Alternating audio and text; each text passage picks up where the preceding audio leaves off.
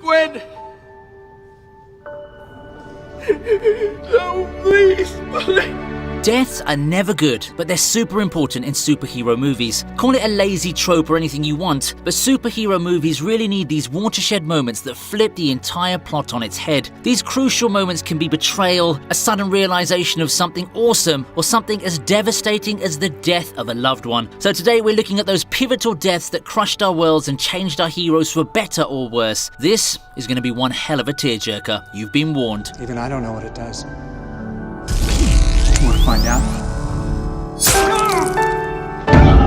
It's not every day that we see minor characters getting killed making such a huge impact on us, unless that character is Agent Coulson. During the early days of the MCU movies, Clark Gregg's Agent Coulson was the mainstay of S.H.I.E.L.D. Wherever there's a mention of S.H.I.E.L.D., there was a stone-cold, expressionless Agent Coulson standing by. He was a perfect agent. Unexpressive, firm, diplomatic, sometimes friendly, but always a badass. But the biggest reason why both Avengers and viewers loved and respected Phil Coulson was his bravery and loyalty to S.H.I.E.L.D., even though it later turned out to be run by Hydra. Even in his last moments, he stood up for what's right and decided to fight against Loki of all villains, knowing he really didn't stand a chance against the god of mischief. Loki swiftly killed him, marking the first big casualty in the MCU. I'm clocked out here.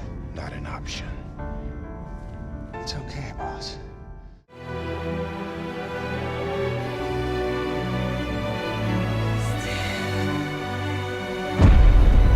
If your name's Steve, you're gonna die in a plane crash in a superhero movie. Just ask Captain America. But this Steve is a different Steve. The one without superpowers, but with a much larger heart and lovable persona. So Ares is in full-on God mode and doing what he does best. Waging war. Diana is still just, finding her feet as she's already up against an overpowered god. There's a plane load of explosives that needs to be taken away from the people, but Diana's too busy getting her ass whooped by Ares. So Steve takes it upon himself to repeat what Batman did in The Dark Knight Rises, taking the plane away and riding into the sunset. More than anything, it's Steve's courage and his choice to sacrifice himself that makes this scene so emotional. I can save today. You can save the world.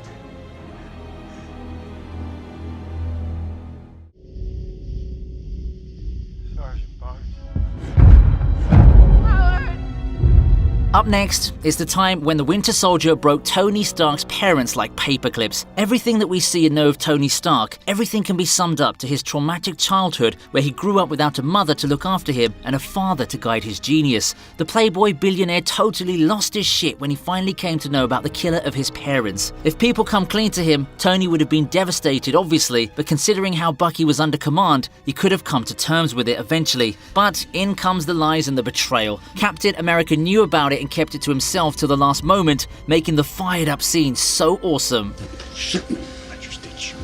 The murder scene itself is very brutal, tragic, and perfectly executed. We don't see such devastating scenes in the MCU too often, in fact. Batman is definitely vengeance, but hell hath no fury like Tony Stark sworn to avenge his father's death as he literally crashed into the captain and the soldier. This isn't gonna change what happened. I don't care. He killed my mom.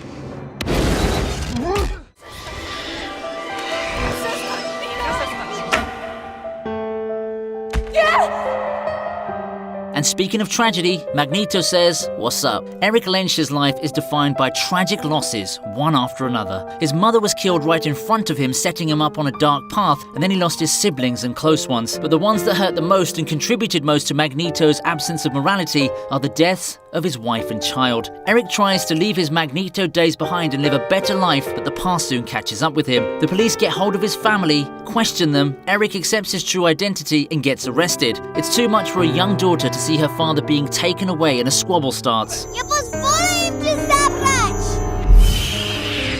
Killing innocent people accidentally has to be the softest, most ignorant way to kill someone.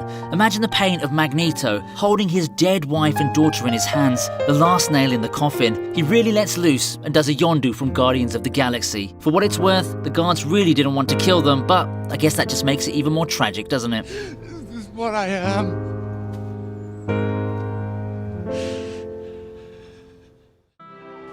Harvey, it's okay. It's all right, listen. Heck, this one's a tearjerker for sure. Bruce Wayne's no stranger to pain, but he had one good thing he was desperate to hold on to: it was Rachel. So Joker, being the absolute anarchic evil that he is, found Bruce's weak point and switched the addresses of Rachel and Harvey. It's chaos all around. It's claustrophobic tension, real-time suspense, not knowing what will happen. It's cinema at its best, and what a piece of background score by Zimmer. Bat got fooled by the Joker and arrived at the wrong destination. In her last moments, Rachel thought Harvey rejected her proposal and died thinking Bruce read the letter and chose to save Harvey instead.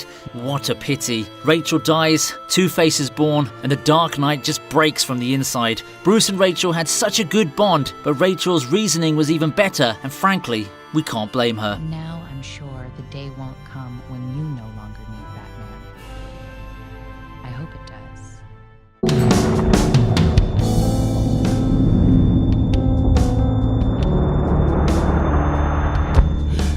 It's the superheroes losing their lover season, so now we have Vanessa at number 5. Wade Wilson is a bad guy, like legit bad guy. He's unethical, shady, violent, immoral, and criminally funny. Even for a guy like him, there's a girl for whom he can say, Your crazy matches my crazy. So Wade finally finds his calling, and we know Vanessa and Wade are like really into each other, and they look so cute and happy together. But as fate would have it, bad people have the worst timing. Their cozy little apartment is attacked just when they're thinking of naming their baby, and bam, Deadpool time starts. He gets all of them with crazy action, but one slips away and goes straight in for Vanessa. In a fraction of a second, Vanessa dies, and with her, Deadpool's whole world. It's so tragic and painful to see a broken, hateful Wade going after them, and then he just suddenly loses his will to live. He commits suicide, but the curse lives on. Deadpool can't die, so he's forced to live in a world without Vanessa.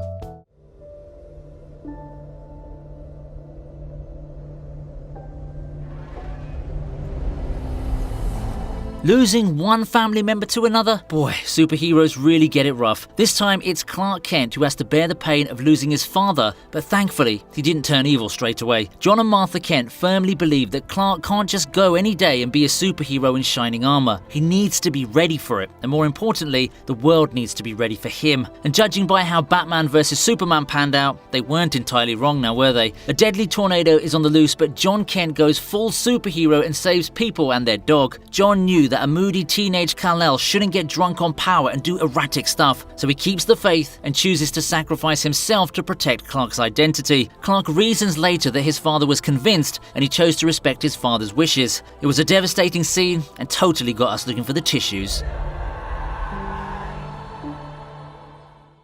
You go. I said you would.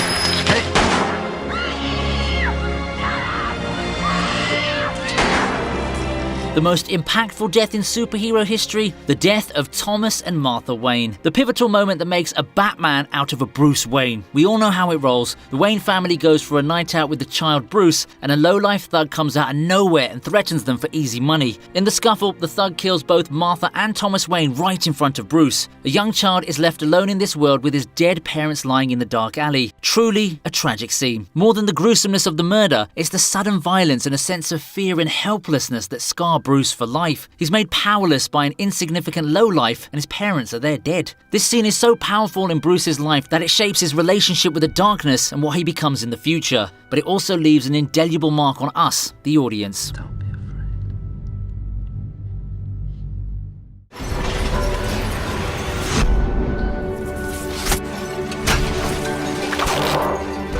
Okay, hold yourself together, we're almost there now. Andrew Garfield's The Amazing Spider-Man was not the best iteration of Spider-Man on screen, but it sure had one important scene: the death of Gwen Stacy. We had a hodgepodge of Spidey villains in this movie, from Electro to Green Goblin to Rhino, but one thing that stayed with us: Gwen's death. Peter fights with Harry, and Gwen is stuck between them. The clock tower decimates from the inside, and there falls Gwen, the girl Peter loved, the girl he swore to protect, the girl her father told him to stay away from because the hardest part of the job is that you can't save everyone, and so he doesn't. Gwen falls, Peter desperately jumps to catch her, his web shaping like a hand to get hold of her, and yet none of that even matters. In such a metaphorical setting, the clock runs out, and Peter is too late to save Gwen. It's so heartbreaking to see the tragic destiny of Peter, and his misery doesn't even end there.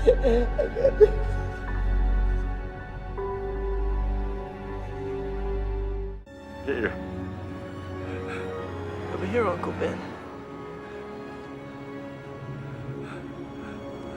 The biggest, most impactful and most tragic death in superhero movies has to be Uncle Ben's death in Spider-Man. Granted, Sony killed him again in The Amazing Spider-Man, such is his fate, but we'll go with the original Raimi one. It's actually ironic and so tragic that it reminds us of the hubris of Greek tragic heroes. Peter's just started to find his rhythm and got duped into the wrestling match. The guy loses his money and Peter takes revenge by letting the criminal go. Instant karma, right? Well, karma's for Peter as well. As it turns out, the same thief kills his innocent Uncle Ben in the streets. Only if Peter didn't let him go just to settle his scores with the agent, he could have saved his uncle's life. He wasn't just his uncle, he was his father figure as well. Ben Parker practically raised the boy. It's such a bitter realization of helplessness and a tragic reminder of how our actions are interconnected with the larger scheme of things. With great power comes great pain indeed.